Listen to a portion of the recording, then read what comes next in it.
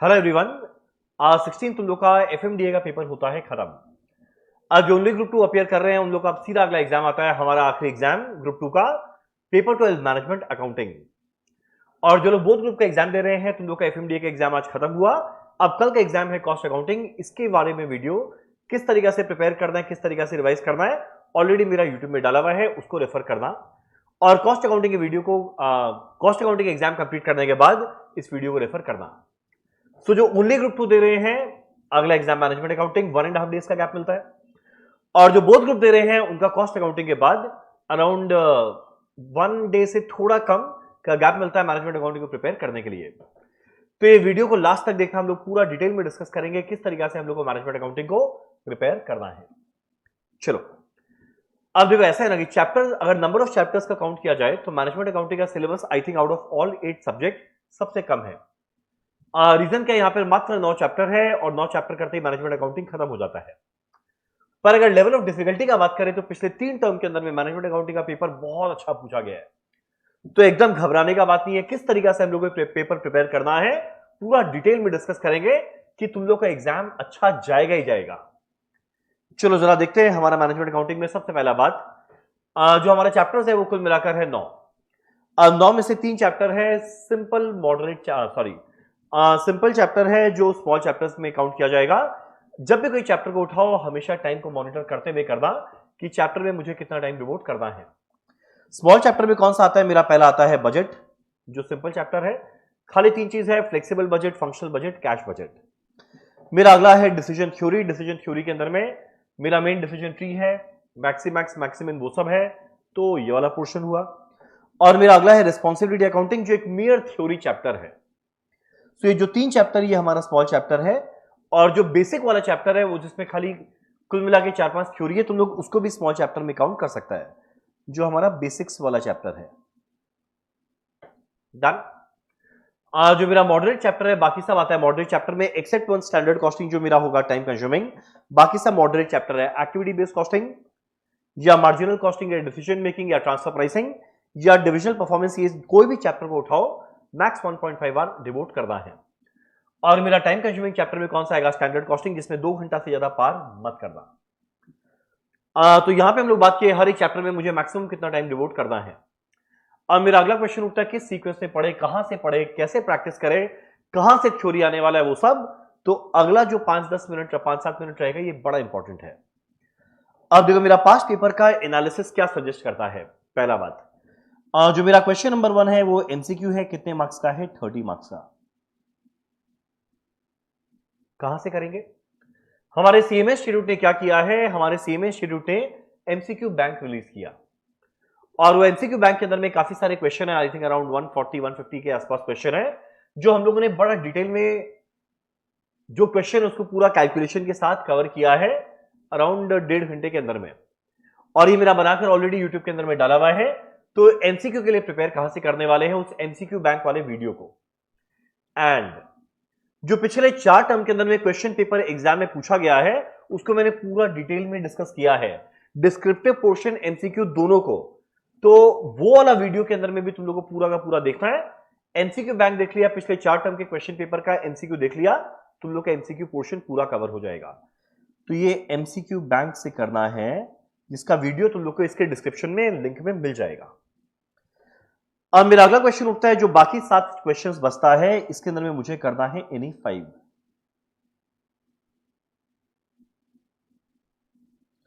अब ये जो एनी 5 आउट ऑफ 7 क्वेश्चन करना है ना, इसको बड़ा स्ट्रैटेजिकली प्रिपेयर करना पड़ेगा।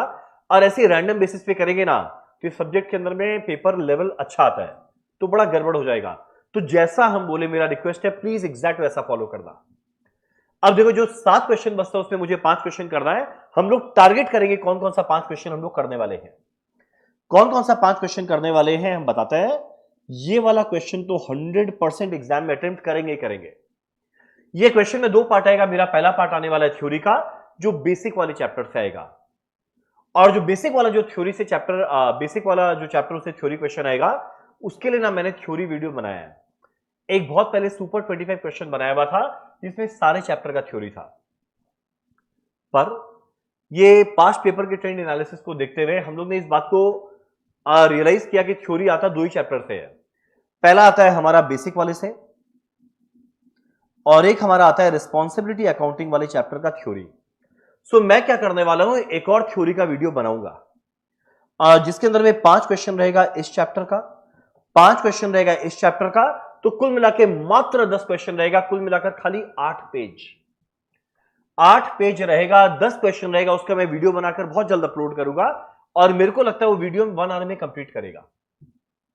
सो मेरा तुम लोग से क्या सजेशन रहेगा कि उस वीडियो के अंदर में ना जो थ्योरी बेसिक वाला पोर्शन और रिस्पॉन्सिबिलिटी अकाउंटिंग है वहां से करना, और मुझे लगता है 99% चांस है वहीं से क्वेश्चन आएगा। तो क्या करेगा, जो थ्योरी वाला पोर्शन है, जो हम थ्योरी का एक नया वीडियो बना के डालेगा, कल हम डाल देंगे इस वीडियो को, 17 को हम डाल देंगे इस वीडियो को, उसको करना है। वो करते ही हमारा ये 7 नंबर और यहां का 7 नंबर खत्म हो जाएगा, और 1 घंटे के अंदर में अगर तुम लोग का 7 + 7 14 मार्क का रिटर्न आ रहा है तो करना एकदम वर्थ इट है। और बेस्ट पार्ट होता है थ्योरी का, थ्योरी में मुझे वर्ड टू वर्ड याद नहीं करना, अगर तुम लोग हेड पॉइंट याद कर लिया ना मेरा काम हो जाएगा। हेड पॉइंट याद कर लिया, अंदर का तुम अपने वर्ड्स में लिखता है, कंसेप्चुअली सही लिखना है, पर हेड पॉइंट याद कर लिया ना मेरा काम हो जाएगा। तो थ्योरी को वहां से करेगा। अगला एक बड़ा इजी चैप्टर है एक्टिविटी बेस्ड कॉस्टिंग, ये करेंगे। तो देखो जैसे ही तुम लोग ये प्रिपेयर करता है, मेरा पहला क्वेश्चन तो भैया हो गया कंफर्म, जो एग्जाम में मैं पक्का अटेम्प्ट करने वाला हूं। मुझे देखो 7 क्वेश्चन अटेम्प्ट करना है, सॉरी 7 में 5 करना है, जिसमें एक क्वेश्चन ये तो पक्का करेंगे। ठीक, अगला मेरा क्वेश्चन नंबर 3 आता है डिसीजन मेकिंग। एक ही क्वेश्चन आता है 14 नंबर का, जैसे इसमें 2-2 पार्ट होता है। क्वेश्चन 3 में एक ही आता है 14 मार्क का डिसीजन मेकिंग।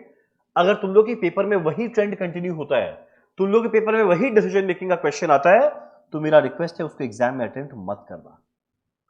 दिमाग का चटनी हो जाएगा, दिमाग में भयंकर स्ट्रेस आ जाएगा, एग्जाम में क्वेश्चन हो ना हो पर बाकी पेपर को खराब कर देगा। तो क्वेश्चन 3 को सीधा काट देना, प्रोवाइडेड वो एक सिंगल क्वेश्चन बड़ा 14 मार्क का रहे, तब काट देना, मत करना। ठीक, मेरा अगला आता है question 4 marginal costing. Marginal costing का क्वेश्चन रिलेटिवली सिंपल रहता है। तो जो मेरा मार्जिनल कॉस्टिंग, इसके अंदर में 2 पार्ट आता है, इसमें 2 पार्ट आता है 7 + 7। एक आता है मार्जिनल का और एक आता है सिंपल डिसीजन मेकिंग का। ठीक, अब ये वाला क्वेश्चन भी करना बनता है। तो अगला हम लोग का marginal costing and decision making का जो मेरा मैराथन है उसको रेफर करना, उससे ये वाला क्वेश्चन बनने लायक हो जाएगा पूरा। तो अगला हम लोग टारगेट करेंगे इस क्वेश्चन को करने का। ठीक, अब जो क्वेश्चन नंबर, सॉरी ये वाला मार्जिनल एंड डिसीजन, अब जो मेरा क्वेश्चन 5 आता है वो भी एक ही क्वेश्चन आता है 14 मार्क का। जैसे ये भी एक क्वेश्चन था 14 मार्क का, ये भी एक क्वेश्चन आएगा 14 मार्क का, जो आइदर रहेगा कैश बजट से या रहेगा स्टैंडर्ड कॉस्टिंग से। और जो मेरा अगला क्वेश्चन नंबर 6 है, इसमें 2 पार्ट आएगा स्टैंडर्ड कॉस्टिंग बजट मिला के। सो मेरा अगला टारगेट रहेगा बजट चैप्टर करना, इससे जहां तक है फंक्शनल या फ्लेक्सिबल बजट आएगा क्वेश्चन 6 में, और ये कैश बजट रहेगा। और यहां पे स्टैंडर्ड कॉस्टिंग एक 7 नंबर का क्वेश्चन आएगा, यहां पे स्टैंडर्ड कॉस्टिंग का 14 मार्क का आ सकता है। अब मेरा कैश बजट और स्टैंडर्ड कॉस्टिंग, कैश बजट का अगर खासकर बात करें तो जो मेरा ना एक वीडियो बना के डाला हुआ है पास्ट पेपर का वीडियो, जिसमें मैंने पिछले 4 टर्म के वीडियो, पिछले 4 टर्म के सारे पूरे क्वेश्चन पेपर को कवर करवाया था। ये मेरा स्ट्रॉन्ग रिकमेंडेशन है, उसको जरूर देख कर जाना। उसमें कैश बजट का क्वेश्चन आया था, मैं बताता हूं कौन से टर्म में, जून 24 एंड दिसंबर 23। 4 टर्म मैंने सॉल्व करवाया, 3 टर्म तुम लोगों को पक्का देखना है। कौन कौन सा पक्का देखना है? दिसंबर 24 का सोल्यूशन, जून 24 का सोल्यूशन एंड दिसंबर 23। यकीन मानो अगर तुम लोग, वैसे तो हम जून 23 भी कराए, टाइम मिले तो देखना, अदरवाइज तुम लोग अगर ये 3 टर्म भी देख लिया ना तो यकीन मानो मेरा क्वेश्चन 5 तुम लोग का आराम से हो जाएगा। 4 घंटे में मैंने 4 पेपर सॉल्व किया था, तुम लोग अगर ये 3 पेपर भी देखता है 3 घंटे में हो जाएगा। इसमें एमसीक्यू भी है, डिस्क्रिप्टिव भी है, वो जरूर करके जाना है, उससे तुम लोग का ये क्वेश्चन आराम से कवर हो जाएगा। कि कैश बजट में ना बहुत बड़ा लंबा चौड़ा क्वेश्चन आया था 14 मार्क का, जैसा पूछा था दिसंबर 23 में वैसा ही पूछ दिया जून 24 में। दिसंबर 24 में स्टैंडर्ड कॉस्टिंग आया, तो हो सकता है जून 25 में कैश बजट वापस से रिपीट कर दे, पर आएगा तो इन दोनों में से कोई एक टर्म का क्वेश्चन आएगा, या माइट भी दिसंबर 24 में जैसा स्टैंडर्ड का क्वेश्चन आया वैसा आ जाएगा। तो ये तुम लोगों को जरूर देखना है। तो मेरे ख्याल से ये 2 क्वेश्चन भी पक्का करना है। अगला मेरा इकोनॉमिक वैल्यू एडेड, जो बड़ा सबका फेवरेट टॉपिक है, वो एंड लर्निंग कर्व, लॉगरिथम वाला, लॉग वाला a into X to the power minus B वाला वो करना है। और मेरा वापस से सजेशन रहेगा, ये जो 3 टर्म का पेपर है वो जरूर देखना। मैराथन देखने के बाद तुम लोग का निश्चित ये 500 क्वेश्चन तुम लोग अटेम्प्ट कर लेगा। पर हम लोग 6 क्वेश्चन के लिए भी प्रिपेयर करेंगे, वो रहेगा decision tree and responsibility accounting का थ्योरी। अब देखो तुम लोगों को बताता है कि किस सीक्वेंस में तुम लोग को चैप्टर को रिवाइज करना है। सबसे पहला देखो तुम लोग चैप्टर को रिवाइज करेगा एक्टिविटी बेस्ड कॉस्टिंग, डन। अगला तुम लोग रिवाइज करेगा जो थ्योरी मेरा वीडियो बनाकर डाला हुआ है, इसका फर्स्ट 5 क्वेश्चन पहले निपटाना। लगातार 10 थ्योरी क्वेश्चन देखा ना, दिमाग काम नहीं करेगा। तो जो पहला 5 क्वेश्चन जो मैं डिस्कस करूंगा उस वीडियो में, उसको मेरे साथ देखते हुए चलना, वो बेसिक चैप्टर का होगा। तुम लोग जैसे ही ये करता है तुम सॉरी जैसे ही करता है 30 नंबर का एमसीक्यू के बाद 14 मार्क होता है, डन। अगला हम बताते हैं तुम लोगों को क्या कवर करना है, जो डिविजनल परफॉर्मेंस मेजरमेंट चैप्टर है, ये तीसरा देखना। इसके अंदर में इकोनॉमिक वैल्यू एडेड भी है, इसके अंदर में लर्निंग कर्व भी है। जैसे ही करेगा मेरा एक और क्वेश्चन होता है खत्म, क्वेश्चन नंबर 7। 30 हुआ था, ये दो करते ही 14, ये करते ही 14 और डन। अब इसके बाद तुम लोग कौन से चैप्टर करने वाला है, budget and standard costing. Budget and standard costing जैसे ये 2 चैप्टर करेगा तुम लोग का क्वेश्चन नंबर 5 और 6 भी देखो कंप्लीट हो जाएगा, करेक्ट। तो ये 2 मिला के एक क्वेश्चन, ये एक क्वेश्चन, ये 2 मिला के 2 क्वेश्चन, 4 क्वेश्चन, डन। चैप्टर कितना किए, खाली 1 2 3 4 चैप्टर पढ़े और थ्योरी पढ़े हैं। 4 चैप्टर पढ़े और एक थ्योरी पढ़े हैं, तुम लोग का 4 क्वेश्चन हो गया और 5 ही क्वेश्चन करना है। एकदम इसी प्लानिंग के साथ आगे बढ़ना। अगला आता है चैप्टर नंबर 6। अगला तुम लोग कौन सा रिवाइज करने वाला है, मेरे हिसाब से तुम लोग को रिवाइज करना चाहिए डिसीजन थ्योरी वाला चैप्टर। और संग में जो थ्योरी का जो लास्ट 5 क्वेश्चन रहेगा, जो रिस्पॉन्सिबिलिटी अकाउंटिंग का रहेगा, रिस्पॉन्सिबिलिटी अकाउंटिंग का वो करना। ये करते भैया हमारा पेपर का अटेम्प्ट करना हो गया 5 क्वेश्चन। इसके बाद तुम लोग करने वाला है मार्जिनल कॉस्टिंग, इसके बाद करेगा डिसीजन मेकिंग और लास्ट में करेगा ट्रांसफर प्राइसिंग। तो जहां तक है तुम लोग के एग्जाम के अंदर में 1 2 3 4 5 चैप्टर एंड ये 2 थ्योरी।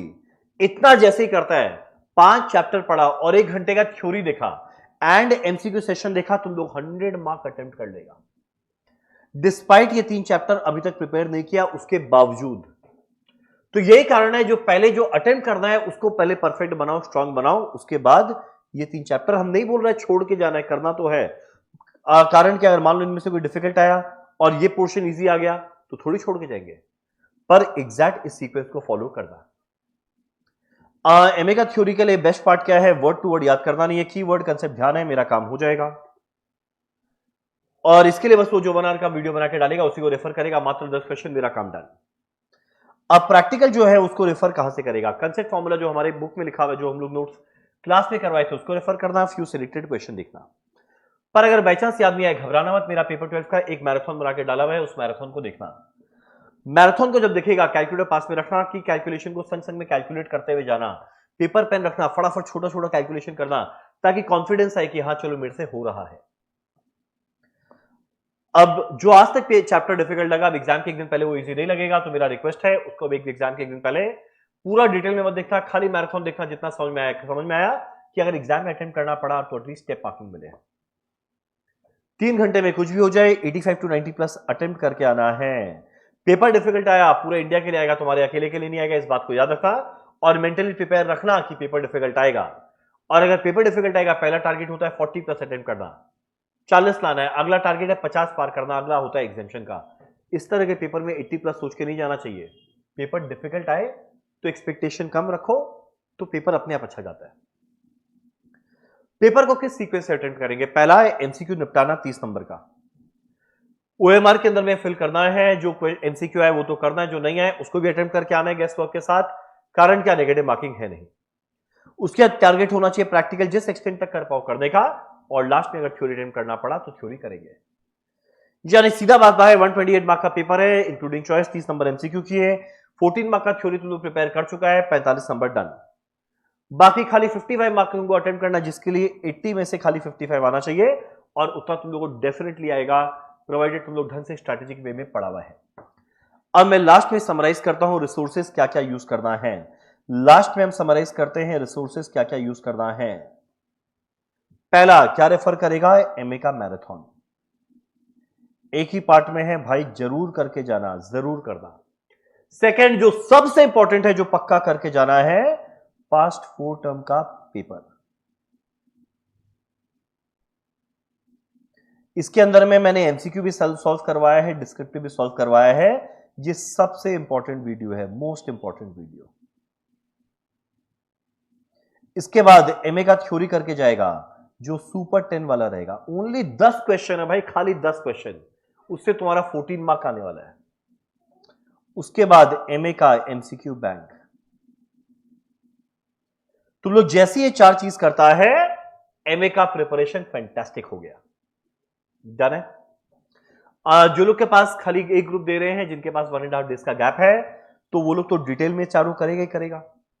पर जो बोथ ग्रुप साथ में दे रहा है, उसको ऑब्वियस सा बात है चारों को करने में बहुत डिटेल उतना टाइम नहीं मिलेगा। तो ये तो तुम लोग पक्का कर लेना, 1 आवर का वीडियो रहेगा। ये पक्का कर लेना 1.5 आवर का वीडियो रहेगा। और ये दोनों का ना एमए मैराथन थोड़ा स्पीड बढ़ाकर देखना 1.5x स्पीड में।